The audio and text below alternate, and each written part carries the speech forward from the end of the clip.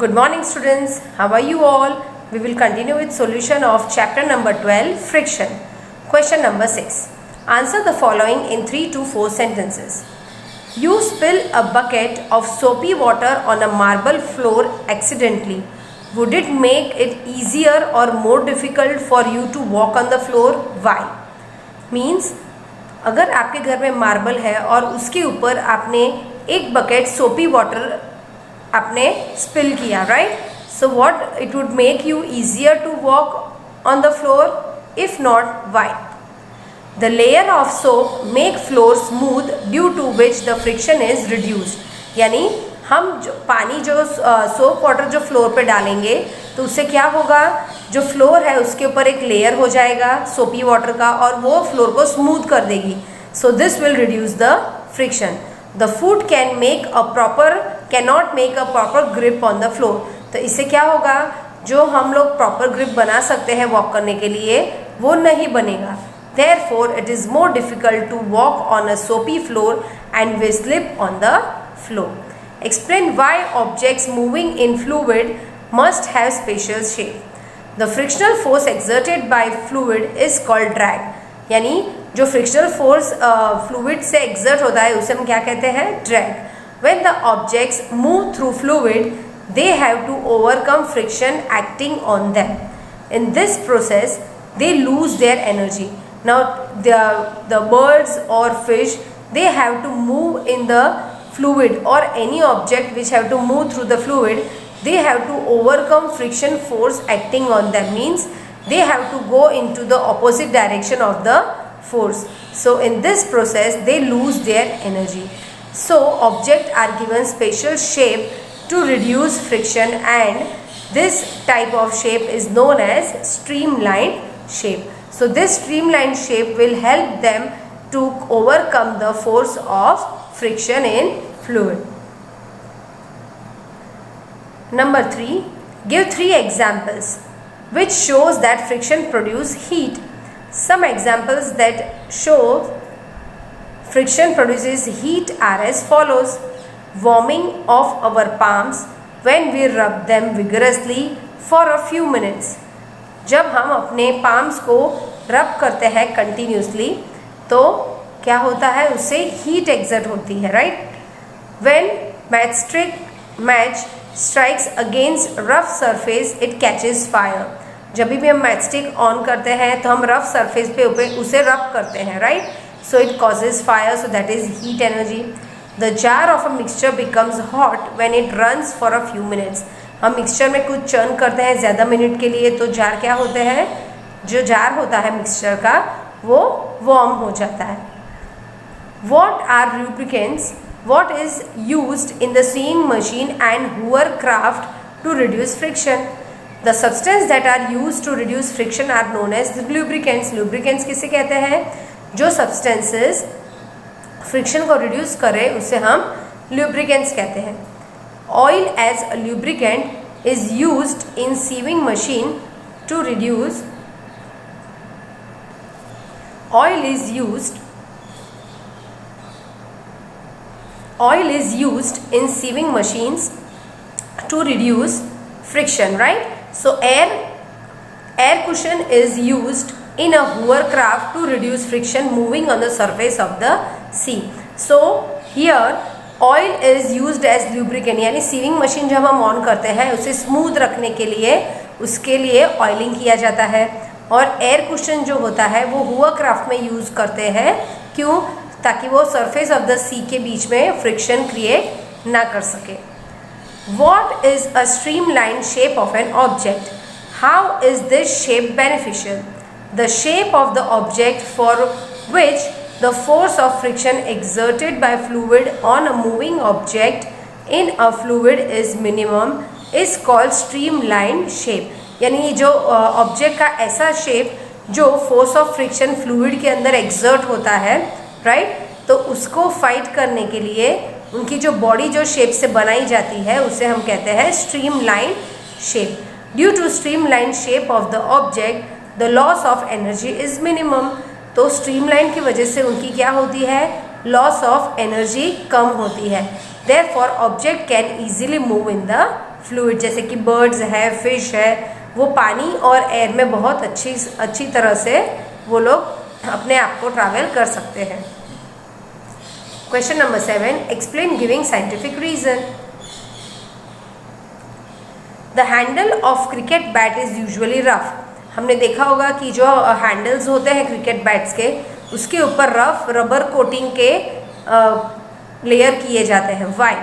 The handle of a cricket bat is rough, that increases the friction between handle and hand. It provides better grip on the handle. तो इससे क्या होता है, जो bat का handle होता है वो रफ होने से हम लोग उसकी जो ग्रिप होती है बैट पकड़ने की वो अच्छी होती है, क्योंकि जब हम खेलते हैं तो हमारे हाथ से स्वेटिंग होती है, right? So that sweating, and if the handle is smooth the bat can be slip from our hand. So to avoid that, a grip is fitted on the handle of the cricket bat. Therefore the handle of cricket bat is usually rough. The sole of our shoes get worn out after a period of time. हमारे जो shoes की soul होती है वो कुछ समय के बाद क्या होती है, घिस जाती है. Why? The sole of the shoes worn out after a period of time due to continuous rubbing of sole with the ground. क्योंकि हम ग्राउंड पे चलते हैं तो फोर्स ऑफ फ्रिक्शन ज़्यादा होता है, ग्राउंड रफ होता है, तभी हमारे सोल को क्या प्रॉब्लम होता है कि वो वोन आउट हो जाता है, यानी मीन्स उसका जो लेयर होता है वो घिस जाता है. It damages the spikes of the sole slowly and soles become slippery.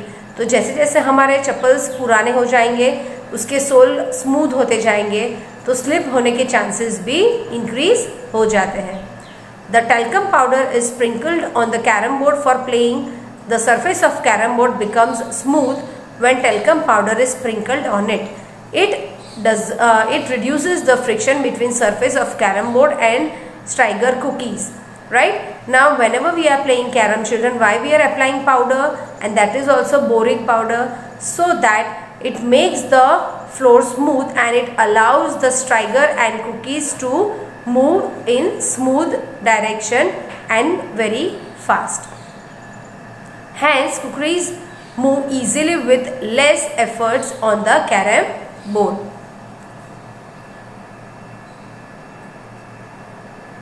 Question number 8. Explain the following in details. Explain why sliding friction is less than static friction. The force required to overcome friction at the instant an object starts moving from rest is a measure of static friction. On the other hand, the force required to keep the object moving with same speed is a measure of sliding friction. तो sliding friction less क्यों है static friction से? क्योंकि static friction जो होता है वो क्या होता है, at the instant an object starts moving from rest to measure of static friction. static friction में object जो है वो rest में से move करता है, right? तो उधर क्या होता है, फ्रिक्शन रेट ज़्यादा होता है. On the other hand, force required to keep the object moving, यानी ऑब्जेक्ट जो ऑलरेडी चल रहा है और उसकी स्पीड बढ़ाने के लिए हम ज़्यादा फोर्स दे रहे हैं, उसे हम क्या कहते हैं, sliding friction. So the interlocking of irregularities in the two surfaces causes the friction, यानी उनके जो सरफेस में समझो कि स्टैटिक फ्रिक्शन के अंदर ऑब्जेक्ट भी रफ है और ग्राउंड भी रफ है, तो उसके अंदर स्टैटिक फ्रिक्शन होता है, right? In case of static friction interlocking between two surface is very strong, but in case of sliding friction there is a less time of getting surface interlock with each other. तो जो sliding friction होता है उसमें interlocking कम होता है क्योंकि वो already move कर रहा है और हम सिर्फ उसकी स्पीड इंक्रीज कर रहे हैं, right? Thus, sliding friction is less than static friction. तो इससे हमें पता चलता है कि static friction क्या होता है, उसके अंदर ज़्यादा irregularities होती है और sliding friction में कम. Give example of to show that friction is both friend and a foe. Friction हमारा friend भी है और foe यानी हमारे लिए वो disadvantages भी है. Why? Friction as a friend. It allows us to walk comfortably on the road. Because of friction we can walk very nicely on the road. It allows us to write on blackboard with the chalk as well as the paper with the pen or pencil. यानी because of friction हम black board पे chalk से लिख सकते हैं, notebooks के अंदर pen और पेंसिल से लिख सकते हैं. That is because of friction. We can fix a nail on the wall. तो फोर्स ऑफ फ्रिक्शन से ही हम नेल को वॉल के अंदर अटैच कर सकते हैं. Friction as a force, it causes wear and tear in the object. यानी बिकॉज ऑफ फ्रिक्शन क्या होगा, जो हमारा ऑब्जेक्ट है वो घिस के कम भी हो सकता है और ख़राब भी हो सकता है. When a machine is operated, heat generated causes much wastage of energy due to friction. तो फ्रिक्शन से क्या होता है, जो एनर्जी हीट रिलीज होती है वो वेस्ट होती है. Right. Some part of the machine is damage. अब मशीन कंटिन्यूस रन होती है तो उसकी स्पेयर पार्ट घिस भी जाती है और मशीन को डैमेज भी पहुंचा सकते हैं. It opposes the motion of the moving object. यानी जो मोशन वो मूव कर रही है ऑब्जेक्ट, उसके मोशन को वो अपोज करती है. As a result speed of the object decreases. So because of this speed of an object decreases. Right children? So with this we complete solution of chapter number 12, friction. Thank you and have a nice day children.